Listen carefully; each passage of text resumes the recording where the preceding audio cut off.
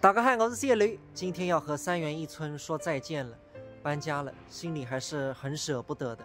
因为这个小区我们真的是很有感情，我们家4代人都曾经在这里生活过。因为这里也是老小区了嘛，80年代末开始造的。一开始是我外公外婆住在这里，后来我的母亲和我舅舅在这里生活、上学、读书。再后来我是出生在这里的，小时候，而且没想到长大之后结婚，也在这里住了6年。后来我的孩子也出生在这里，又住了1年多。所以4代人真的是对这个小区里的一草一木都是很有感情。大家看看，这些就是时间岁月留下的痕迹。然后今天也叫了前2天去新家的那个保洁，120平以下158块钱居家保洁一次。其实对他们来说应该是比较轻松了，因为我这个房子才60平出头一点。现在阿姨应该已经到了。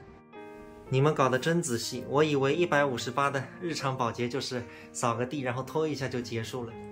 没有，现在各行各业的话，服务都是最重要的。阿姨，你们现在忙不忙啊？我们现在很忙，每天基本上都要跑3家。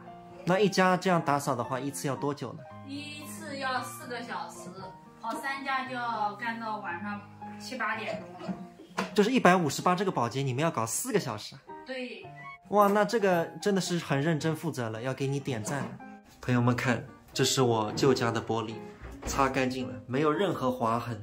那天我还在想，会不会是保洁把我新家的那个玻璃擦花了？现在一看，完全不是，就是开发商可能几年前的时候，那个玻璃装在那儿就已经是花掉了。我现在在努力的联系他们，看看能不能让我新家那里刮花的玻璃换一下。这个油烟机是不是很脏啊？是蛮脏的，刚刚我同事那个录的上面油特别多，铲了一堆的下来。哇，这个里面竟然这么多油，我们可能都没有拆开来，自己都没弄过。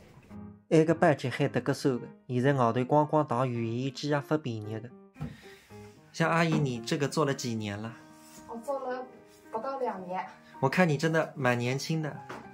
因为我们公司现在比较都家政这一块吧，都主要年轻人现在，因为年轻人的话他有干劲。看看装了这么多东西，生活垃圾。卫生搞好了，一上午很快就过去了。